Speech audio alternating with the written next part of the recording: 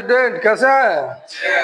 तो आज हम लोग जो है एक्सरसाइज नंबर 5.4 का क्वेश्चन नंबर 7 देखेंगे, जो इबारती प्रश्न है। ठीक, स्टेटमेंट है, इसको हम लोग देखते हैं क्या पूछ रहा है और क्या कह रहा है। सबसे पहले इसको सावधानी पूर्वक क्या करते हैं, पढ़ते हैं और इसको समझने का प्रयास करते हैं।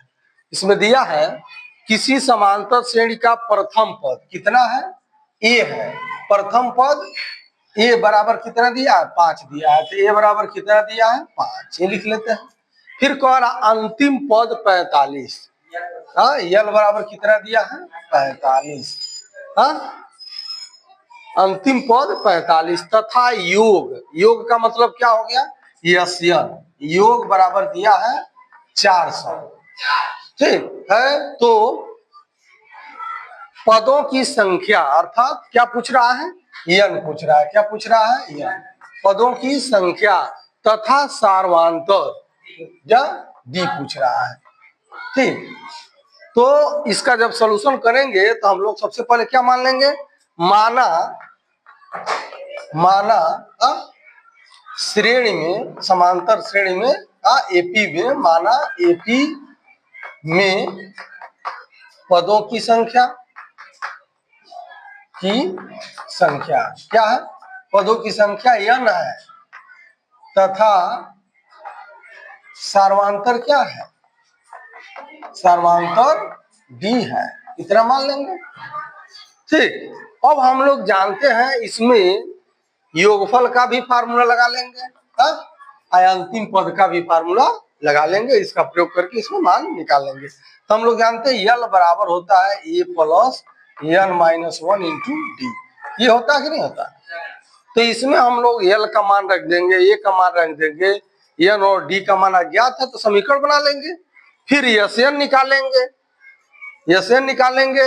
तो यसन में भी फार्मूला लगाएंगे तो उसमें भी एन और डी में समीकरण बनेगा, तो दोनों को सॉल्व कर देंगे, मान मिल जाएगा। ठीक, तो अब हमारा रख दिया जाए, क्या हो जाएगा, 45 हुआ कि नहीं हुआ, ए का मान 5 हो गया, कोई दिक्कत नहीं है। अब प्लस n-1 इंटू डी रहेगा, रहेगा, तो यह इधर आ जाएगा, कितना हो जाएगा, 45 ऋण 5 बराबर n-1 इंटू डी, यह हो जाएगा, घट जाएगा तो हो जाएगा 40 बराबर n-1 इंटू डी। इसको मान लो समीकरण नंबर 1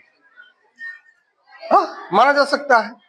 अब उसके बाद हम लोग क्या कर लेते हैं, यसन बराबर निकालते हैं।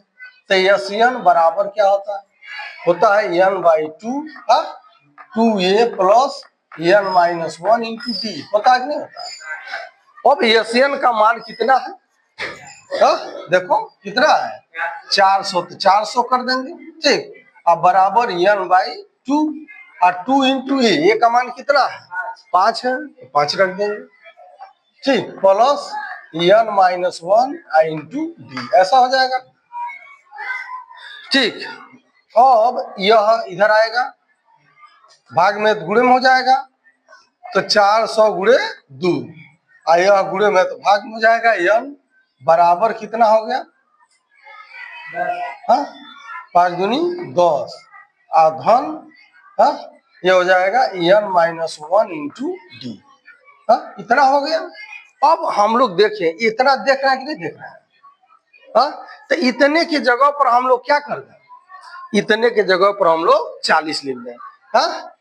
तो लिख सकते हैं समीकरण 1 से n-1 इंटू डी का मान रखने पर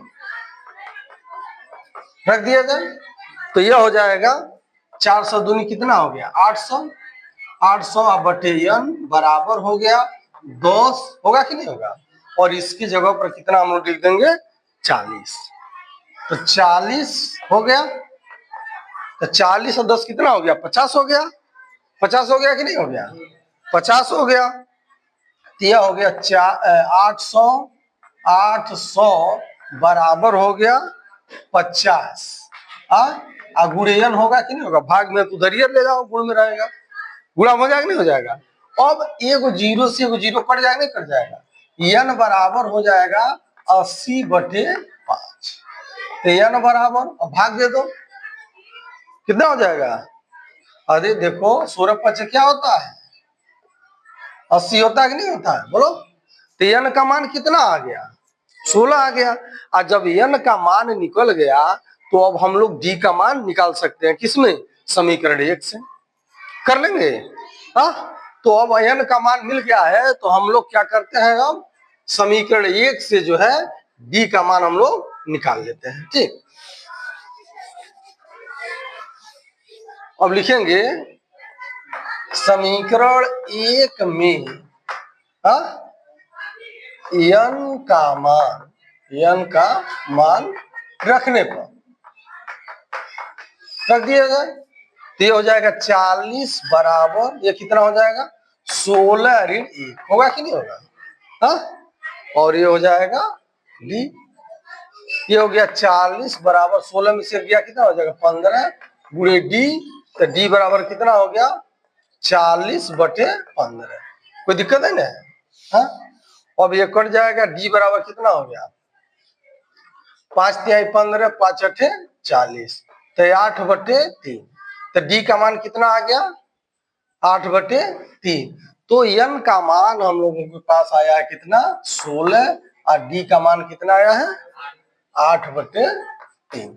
इस प्रकार जो है यह प्रश्न सॉल्व हो जाता है। तो इसमें क्या करना है, जो भी फार्मूला हम लोग पढ़े हैं Tn, Sn या L बराबर, उन्हीं फार्मूलों का प्रयोग करके हम लोगों को उसको हल करके लाना है, ठीक। इसमें इबारती प्रश्न में बहुत क्या हो जा रहा है, कहीं द्विघात समीकरण बन जा रहा है, तो द्विघात समीकरण आप लोग पढ़ चुके हैं, तो उसका प्रयोग करके इसको सॉल्व कर सकते हैं, ठीक।